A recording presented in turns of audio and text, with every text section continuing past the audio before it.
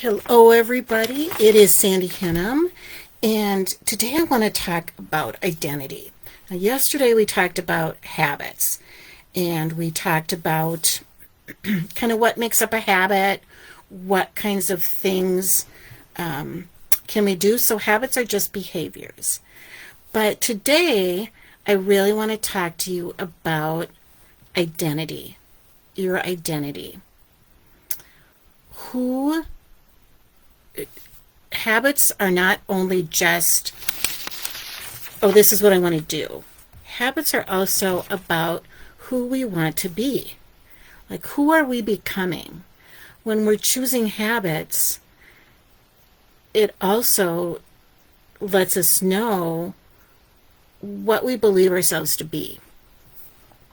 And I just want us to believe that we can be amazing, because we are. So I really want us to spend some time thinking about what our identity and how identity plays into habits. And one of the things that I really want you to do for tonight and for the rest of this week is to really think about what kind of language you're using when you're talking to yourself. One of the things that I used to say a lot to myself was, "You're so stupid. I can't believe you did that." Well, my subconscious believes that.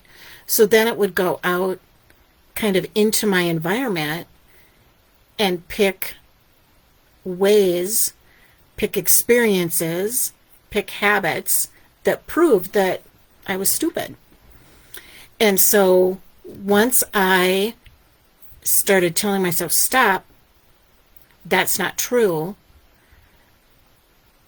it started to kind of change. So when we're thinking about habits, I really want you guys to think about, who do you want to become? Or who am I in the process of becoming? Now, our identity can really change our habits, but our habits can also change our identity. If you have not read the book Atomic Habits by James Clear, pick that book up. It is really an amazing book. And this is really where I learned the strategy about identity is kind of in that book. So if you know about James Clear, this will be more familiar to you. But so the concept is that habits and beliefs are learned. So that's a good thing, is because that's good news. We can learn new habits. We can unlearn old habits that we don't want, which is a little bit more difficult. But we can really change what we think about ourselves. And that's what I really want you to do this week, is to really start changing how you think about yourself. So I have wanted to eat healthier. So what I have been doing in my journey to change my identity is to say, well, what would a healthy person do? How would a healthy person eat? And that takes the stress, or it really puts us in solution mode.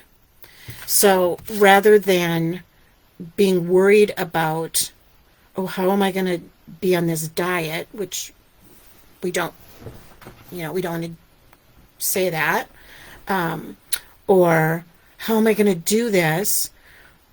We're going to ask ourselves, what would a healthy person do? How would a healthy person eat? And you're going to start to change your identity.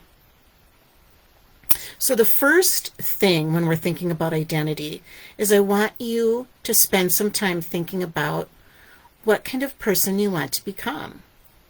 Or what do you want to become more of, right?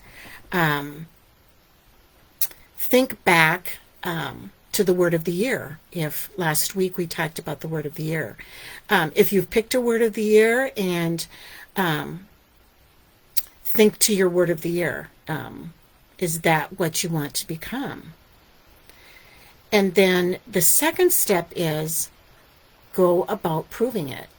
Put small, tiny habits, right? Make them so easy to do that you can't say no. Small, easy habits that prove that that's what you're becoming. And we know that we want to do an action that takes less than 2 minutes.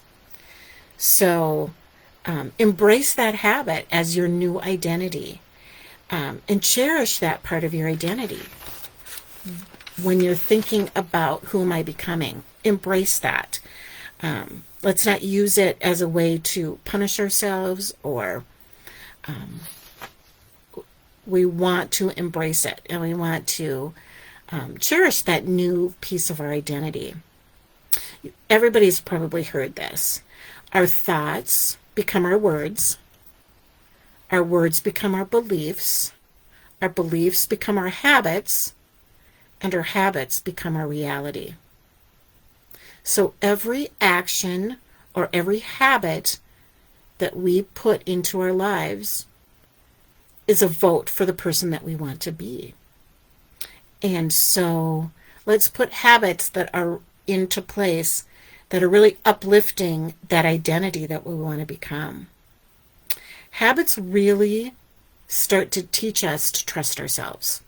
And that's what I want you to do on this journey of habits, is to really start to trust yourself. So tomorrow we're going to talk about boundaries and how boundaries can really help us work through some of our habits. And so thank you for joining me. Thank you for watching this on the replay. But if you have time, I would love to find out what habit or what identity do you want to cherish in yourself. I would love to hear that. And so everybody have a great night, and I will talk to you tomorrow on boundaries.